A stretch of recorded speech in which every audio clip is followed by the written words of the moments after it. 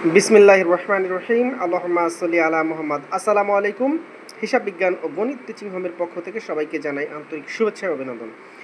প্রিয় এসএসসি পরীক্ষার্থী বন্ধুরা যারা পাশ করেছো তাদের জন্য, অর্থাৎ এসএসসি রেজাল্ট 2025 পরবর্তী এইচএসসি অ্যাডমিশন পূর্ণাঙ্গ ভর্তি প্রক্রিয়া সম্পর্কে যারা উদ্বিগ্ন তাদের জন্য আমি একটি ভিডিও আজকে তোমাদের সামনে উপস্থাপন করতে যাচ্ছি। সম্পূর্ণ ভিডিওটি দেখবে, ইনশাআল্লাহ উপকারী পাবে। তো ধৈর্য ধরে শেষ পর্যন্ত ভিডিওটি দেখার অনুরোধ রইল, তাহলে তুমি সঠিক সিদ্ধান্তে পৌঁছাতে পারবে। তো চলো আমরা সঠিকভাবে যে ভর্তি প্রক্রিয়া, সেই ভর্তি প্রক্রিয়া সম্পর্কে একটু জেনে নিই। তো এসএসসি পাস পরীক্ষার্থী বন্ধুরা, চলো আমরা অনলাইন আবেদন কত তারিখে শুরু হচ্ছে সেটা সম্পর্কে একটু তোমাদেরকে ধারণা দিই। অনলাইন আবেদন শুরু হবে, দেখো এখানে গোল দেওয়া আছে 30 জুলাই 2025 শুক্রবার থেকে। আর অনলাইন আবেদনের শেষ সময় হচ্ছে 4 আগস্ট 2025 সোমবার। প্রথম মেধা তালিকা প্রকাশ করা হবে 5 আগস্ট, অর্থাৎ অনলাইনের আবেদনের শেষ তারিখ ছিল 4 আগস্ট। তো তোমার প্রথম মেধা তালিকাটা প্রকাশ করবে হচ্ছে 5 আগস্ট 2025। প্রথম মেধা তালিকায় নির্বাচিতদের নিশ্চয়ন, অর্থাৎ তোমাকে নিশ্চয়ন করতে হবে। তুমি প্রথম মেধা তালিকায় চান্স যারা পেয়েছো তাদের জন্য নিশ্চয়নের ব্যাপার আছে এখানে। তো প্রথম মেধা তালিকায় তোমাকে নিশ্চয়নের তারিখ হচ্ছে 6 আগস্ট থেকে 10 আগস্ট 2025। এরপরে দেখো দ্বিতীয় মেধা তালিকা প্রকাশ 11 আগস্ট 2025, অর্থাৎ প্রথম মেধা তালিকার নিশ্চয়ন হয়ে গেলে এবার দ্বিতীয় মেধা তালিকা 11 আগস্ট 2025। এরপরে দ্বিতীয় মেধা তালিকার নিশ্চয়ন হচ্ছে 11 আগস্ট থেকে 13 আগস্ট। এরপরে তৃতীয় মেধা তালিকা প্রকাশ 16 আগস্ট 2025। তৃতীয় তালিকার নিশ্চয়ন হচ্ছে 16 আগস্ট থেকে 17 আগস্ট। তাহলে আমরা দেখতে পেলাম কি, যে প্রথম মেধা তালিকা, দ্বিতীয় মেধা তালিকা, তৃতীয় মেধা তালিকা একইভাবে নিশ্চয়নও 3 বার। এখন কথা হচ্ছে কি, তুমি প্রথম মেধা তালিকায় চান্স যে পেয়েছো সেটা পছন্দ হয়নি, সেই বিষয়টি আমি একটু পরেই আলোচনা করব কি করতে হবে। তো চূড়ান্ত ভর্তি কলেজে তোমাকে যেতে হবে হচ্ছে 20 আগস্ট থেকে 3 সেপ্টেম্বর 2025। এটা হচ্ছে চূড়ান্ত ভর্তি। কলেজে ভর্তি শুরু হবে হচ্ছে 20 আগস্ট থেকে 3 সেপ্টেম্বর, এর মধ্যেই তোমাকে ভর্তি হইতে হবে, অর্থাৎ যারা নিশ্চয়ন করেছো। এরপরে দেখো ক্লাস শুরু একাদশ শ্রেণী 11 সেপ্টেম্বর 2025, এটা হচ্ছে সম্ভাব্য একটা ডেট দেওয়া আছে। এরপরে দেখো আবেদন প্রক্রিয়া, অর্থাৎ তুমি কিভাবে আবেদন করবে সেই প্রক্রিয়াটা আমি তোমার সাথে একটু আলোচনা করছি। তুমি দেখো এখানে আবেদন প্রক্রিয়া, অনলাইনে আবেদন করতে হবে। তো দেখো এখানে অনলাইন আবেদন করতে হবে হচ্ছে www.xiclassadmission.gov.bd, এই ওয়েবসাইটটাতে গেলে তোমরা আবেদন করতে পারবা। আর আমি আগেই উপরে উল্লেখ করে দিয়েছি যে কত তারিখ থেকে আবেদন তোমাকে করতে হবে। সর্বনিম্ন তুমি 5টা কলেজে চয়েস দিতে পারবা, আর সর্বোচ্চ 10টি কলেজ, মাদ্রাসা, কারিগরি প্রতিষ্ঠান পছন্দক্রমে তুমি তোমার যে পছন্দ অনুযায়ী সেগুলো সিরিয়াল করে দেওয়া যাবে এখানে, ঠিক আছে। তো এখানে দেখো প্রতি আবেদনকারীর জন্য আবেদন ফি হচ্ছে 150 টাকা, যেটা দেখো 150 টাকা, এটা হচ্ছে 150 টাকা আবেদন ফি, ঠিক আছে। এখানে তুমি দিতে পারো বিকাশে দিতে পারো পেমেন্টটা, নগদে দিতে পারো, আর রকেটে দিতে পারো। তবে তোমাকে একবারই আবেদন করতে হবে কিন্তু, ঠিক আছে, একবারই, 2বার করার কোনো সুযোগ নাই। আর ভর্তির জন্য প্রয়োজনীয় যে তথ্যগুলো তোমার প্রয়োজন সেটা হচ্ছে দেখো এসএসসি রোল নম্বর দরকার, তারপরে রেজিস্ট্রেশন নাম্বার আছে, আর বোর্ড আর পাশের সালটা কিন্তু তোমার দরকার। এরপরে তুমি দেখো মোবাইল নাম্বার, যেখানে ভর্তির তথ্য জানানো হবে, অর্থাৎ তোমাকে মোবাইল নাম্বারটা দিতেই হবে, ঠিক আছে, ভর্তি প্রক্রিয়া সম্পন্ন করার সময় অনলাইনে। জাতীয় পরিচয়পত্র বা এনআইডি না থাকলেও কিন্তু আবেদন করা যাবে, ঠিক আছে, কোনো বিষয় না এটি। একটি কলেজে একাধিকবার আবেদন করা কিন্তু যাবে না, আমি যেটা বলেছিলাম, একটা কলেজে একাধিকবার আবেদন করা যাবে না, তবে পুনর্নির্বাচনের সুযোগ থাকবে, পুনর্নির্বাচনে তোমার সুযোগ এখানে দিবে।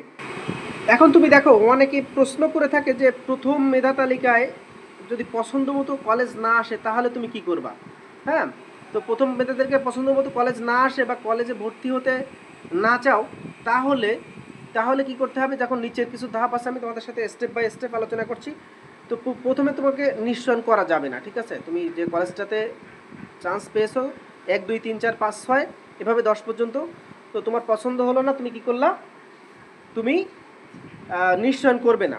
অর্থাৎ তুমি যদি প্রথম মেধা তালিকার কলেজে ভর্তি নিশ্চয়ন না করো তাহলে সেই কলেজের সিট বাতিল হয়ে যাবে, সেই কলেজের সিট কী হয়ে যাবে, বাতিল হয়ে যাবে।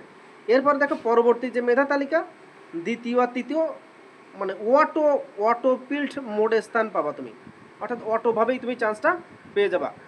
এরপর দেখো স্টেপ 2, নিশ্চয়ন করলে কিন্তু পছন্দ বদলাতে চাও, নিশ্চয়ন করেছো আবার পছন্দও বদলাতে চাও, সেক্ষেত্রে কি হবে? তো যদি প্রথম মেধা তালিকার কলেজ নিশ্চয়নের পরও তুমি আরও ভালো কলেজ চাও, তাহলে অটো মাইগ্রেশন চালু রাখতে হবে। এটা কিন্তু অটো মাইগ্রেশনের একটা অপশান থাকবে, ঠিক আছে? এই অপশানটা তোমাকে চালু করে রাখতে হবে। এক্ষেত্রে দ্বিতীয় মেধা তালিকার তোমার ঊর্ধ্বতন পছন্দের কলেজ সুযোগ পেলে অটোমেটিক সেই কলেজে চলে যাবে। তার মানে আমি বোঝাতে চাচ্ছি এরকম 1 2 3 4, মনে করো তোমার এই 4 নাম্বার কলেজ আসছে, তো 4 নাম্বার কলেজে তুমি ভর্তি হতে চাও না, সেক্ষেত্রে 1 নাম্বারে চাও। এই ক্ষেত্রে মাইগ্রেশন তোমার কাজে দিবে, তাছাড়া কিন্তু কোনো কাজে দিবে না। মনে করো তুমি 1 নাম্বারে চান্স পেয়ে গেছো পছন্দ অনুযায়ী, সেক্ষেত্রে মাইগ্রেশন কোনো কাজে আসবে না। এরপর দেখো যে যদি নিশ্চয় না করো তাহলে পরবর্তী কোনো তালিকায় নির্বাচিত হবে না, ঠিক আছে? তো কলেজে ভর্তি প্রক্রিয়া থেকে বাদ পড়ার ঝুঁকি থাকবে কিন্তু, ঠিক আছে? আমার মতে প্রথমেই নিশ্চয়ন করে দেওয়া ভালো, যদিও পছন্দসই অনেক সময় হয় না, তারপরেও ঝুঁকি থেকে যায়, কিছুটা ঝুঁকি থেকে যায়।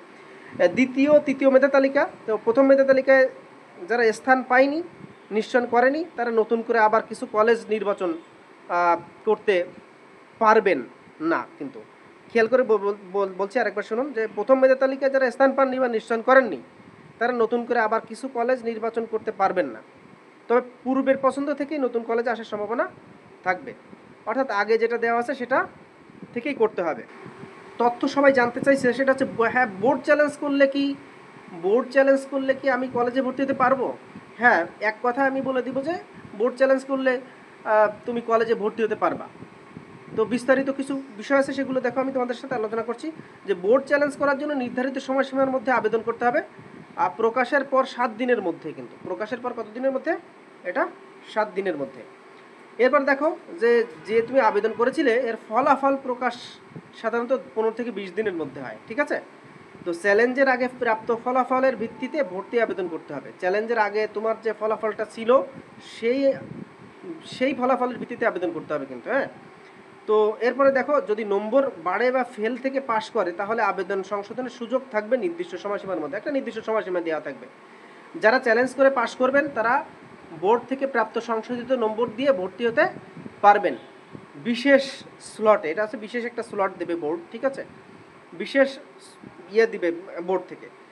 এরপরে দেখো যে স্ক্রুটিনের ফল প্রকাশের পর যাদের ফল পরিবর্তন হবে, তাদের জন্য আলাদা করে একটি রেজিস্ট্রেশন ও কলেজ নির্বাচন প্রক্রিয়া চালু থাকবে, তাদের জন্য যারা খাতা চ্যালেঞ্জ করে পাশ করেছ।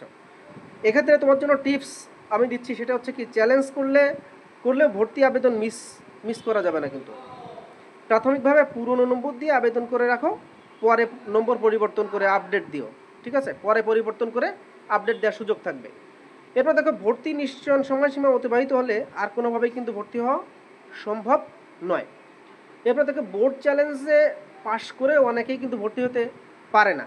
কারণ কি? সময় মতো তথ্য না জানার কারণে অনেকে কিন্তু এই ভর্তিটা হতে পারে না। তো এই ছিল তোমার এসএসসি পরবর্তী যে ভর্তি প্রক্রিয়া, সেই ভর্তি প্রক্রিয়াটা আমি তোমাদের সাথে আলোচনা করলাম ক্রমান্বয়ে। যদি তোমাদের উপকারে আসে, ভালো লেগে থাকে, তাহলে অবশ্যই লাইক শেয়ার করে অন্যদেরকে সুযোগ দিও জানার। আর অবশ্যই যারা এখন আমার চ্যানেলটিকে সাবস্ক্রাইব করনি, তারা এখনই চ্যানেলটিকে সাবস্ক্রাইব করে দাও। সবাই ভালো থাকো, সুস্থ থাকো, আল্লাহ হাফেজ।